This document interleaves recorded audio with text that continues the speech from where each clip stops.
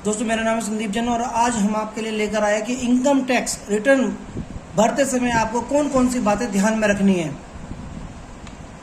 सबसे पहले आप लॉगिन करेंगे।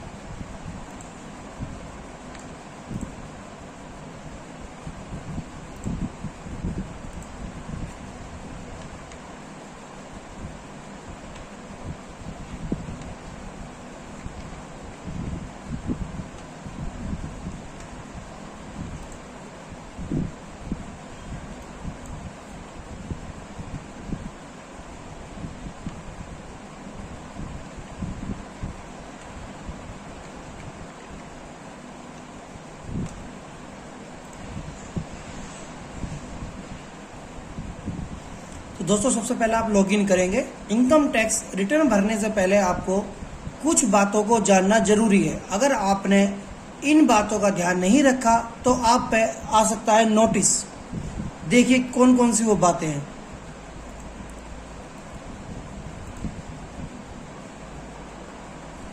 सबसे पहले दोस्तों चेक करना होगा आपको 26 ई फाइल में इनकम टैक्स रिटर्न में व्यू फॉर्म 26 कंफर्म।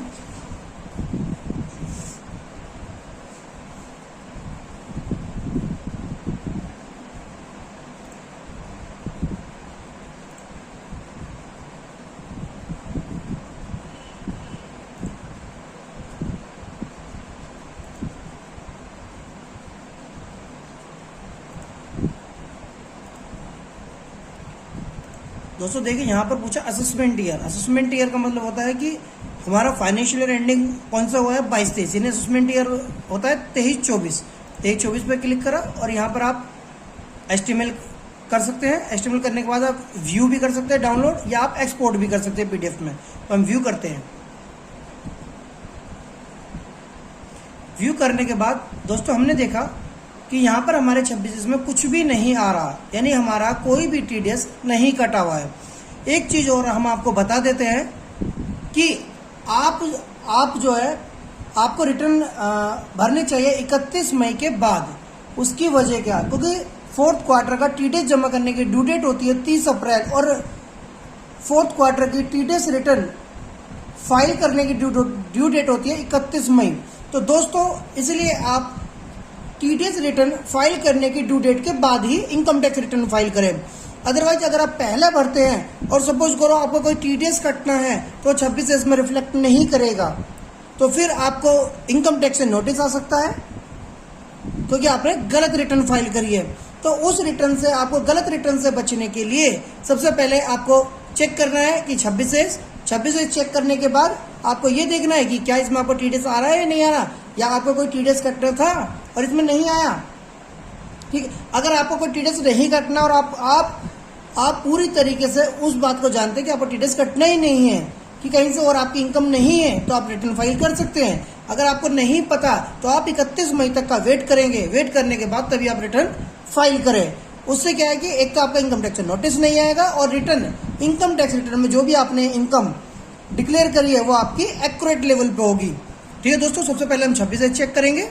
26 चेक करा हमने, कुछ नहीं है। ठीक, यानी हमें उसके बाद हम क्या करेंगे, सर्विस में गए। सर्विस में जाके आपने यहाँ देखा एनुअल इन्फॉर्मेशन स्टेटमेंट। ये ऐसा स्टेटमेंट है जिसके अंदर अगर आपने कुछ भी ट्रांजैक्शन करी है, जैसे सपोज करो आपने कोई जीएसटी में आपका रजिस्ट्रेशन है, आपने सेल परचेज भी करी होगी तो वो भी यहाँ पर शो हो जाती है। ठीक है, तो इसलिए आपको रिटर्न भरने से पहले AIS यानी एनुअल इन्फॉर्मेशन स्टेटमेंट ये देखना बहुत जरूरी होता है। ठीक है दोस्तों, आपने यहाँ देखा कि यहाँ पर कुछ भी नहीं आ रहा है। ये इसलिए नहीं आ रहा कि हो सकता है कि आपकी कोई बैंक से रिलेटेड कोई इनकम हो जिसकी टीडीएस रिटर्न की ड्यू डेट अभी पेंडिंग है, यानी अभी टीडीएस रिटर्न जानी बाकी है। ठीक। तो इसलिए दोस्तों आपसे कहा जाता है बार बार कि आप टीडीएस रिटर्न फाइल होने के बाद ही अपने इनकम टैक्स रिटर्न फाइल करें, यानी 31 मई फोर्थ क्वार्टर की जो टीडीएस रिटर्न की जो ड्यू डेट होती है वो 31 मई, यानी आप 31 मई के बाद ही चेक करें। तो ठीक है दोस्तों, अगर आप ऐसे चेक करते हैं तो आपका कभी भी इनकम टैक्स से नोटिस नहीं आएगा। ठीक, तो अब हम क्या देखते हैं, एआईएस में एनुअल इंफॉर्मेशन सिस्टम यानी टैक्स इंफॉर्मेशन समरी टीआईएस, हमने इस पर क्लिक करा और हमने देखा यहाँ पर अभी तक दोस्तों कुछ भी नहीं आ रहा टैक्स इन्फॉर्मेशन समरी में, और एनुअल इन्फॉर्मेशन स्टेटमेंट में देखा यहाँ भी कुछ नहीं है, टीडीएस टीचर्स कुछ नहीं कटा अभी। क्यों? क्योंकि अभी हमारी टीडीएस रिटर्न की ड्यू डेट भी पेंडिंग है। ठीक है, यहाँ पर आप डिमांड भी देख सकते हैं कि आपकी कोई डिमांड निकली हुई है या आपको कोई रिफंड तो नहीं आया, तो वो भी आपको पता चल जाएगा। यहाँ पर आप फाइनेंशियल ईयर सिलेक्ट कर सकते हैं, 22-23 का देखना है, 21-22 का देखना, 20-21 का देखना है, जिसका भी आपको देखना है आप देख सकते हैं।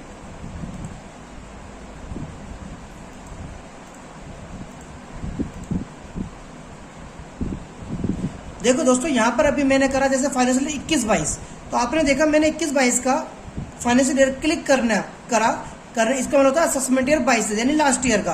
तो आपने देखा कि इस पार्टी में कैश डिपॉजिट आ रहा है कि कैश डिपॉजिट ने 13,45,400 रुपये का बैंक में जमा करा। तो वो इन्फॉर्मेशन हमें कैसे मिलेगी? वो इन्फॉर्मेशन हमें मिलेगी हमें 31 तारीख के बाद, यानी 31 मई के बाद।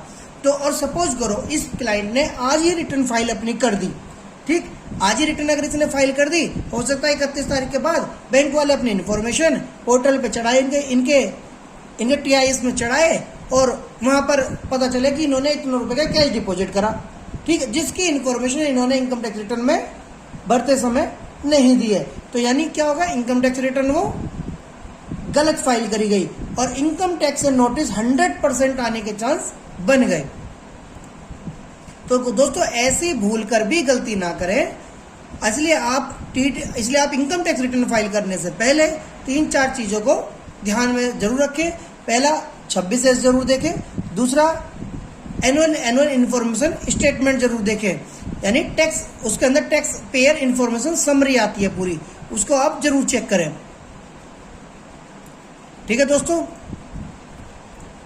उसके बाद आप देख सकते हैं कि क्या इनकम टैक्स के फॉर्म निकल चुके हैं या नहीं निकले। तो आपको कैसे पता चलेगा? हम फाइल इनकम टैक्स रिटर्न, यहां पर आप फाइल इनकम टैक्स रिटर्न करेंगे,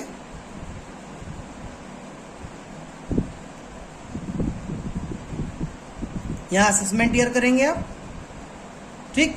तो आप यहां पर असेसमेंट ईयर करा, असेसमेंट ईयर देखो यहां पर अभी आ रहा है 22-23, ठीक। इसका मतलब क्या हुआ कि स्कीमा तो आ चुका है, लेकिन अभी वो ITR 1 का जो फॉर्म है, ITR 4 का जो फॉर्म है, वो अभी पेंडिंग है, यानी अभी आना साइड पर पेंडिंग है, स्कीमा उसका निकल चुका है। इसका मतलब कि अभी आप ITR फाइल नहीं कर सकते हैं। ठीक है दोस्तों, तो यहां पर इसी प्रकार आ जाएगा, असेसमेंट ईयर 22-23 है और आपको जो सी भी रिटर्न फाइल करनी है यहाँ पर आपका शो हो जाएगा कि क्या ऑडिटेड है या नहीं है, तो नो कर देंगे, यहाँ पर आपका ITR फॉर्म खुल जाएंगे। तो दोस्तों आज आपने क्या सीखा? आज आपने सीखा कि ITR फाइल करने से पहले आपको कुछ बातों का ध्यान रखना जरूरी है। जैसे सबसे पहले 26S चेक करेंगे, दूसरा आप एनुअल इन्फॉर्मेशन स्टेटमेंट यानी AIS ये भी जरूर चेक करेंगे, ठीक है।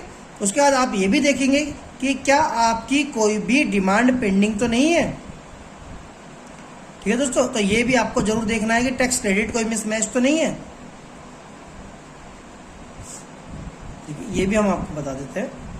देखिए आपको जौन से भी साल का देखना आप देख सकते हैं कि आपका कभी कोई से साल का टैक्स क्रेडिट मिसमैच हो।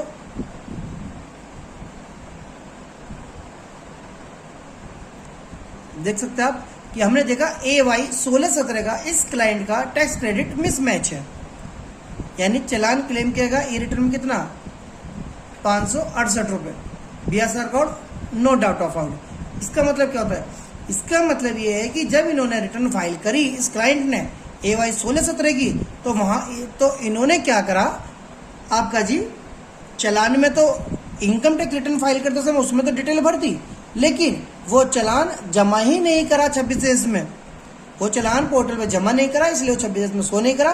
तो इसलिए इनका टैक्स क्रेडिट मिसमैच है for advance tax oblique self assessment tax के लिए। ठीक है दोस्तों, तो ऐसी गलती बिल्कुल भी ना हो, इससे नोटिस आने के 100% चांस बन जाते हैं। ठीक है दोस्तों, हमारी वीडियो आज ही खत्म होती है। धन्यवाद दोस्तों। हमारे चैनल को सब्सक्राइब करना ना भूलें और लाइक भी करना ना भूलें। ठीक है दोस्तों, आगे भी आपको ऐसी ही वीडियो मिलती रहेगी। जैसे ही आपका ITR फॉर्म लाइव हो जाएगा और हम आपको ITR फाइल करने का भी पूरा प्रोसेस बताएंगे एक ही वीडियो के अंदर, चाहे ITR 1 हो, ITR 4 हो, XYZ।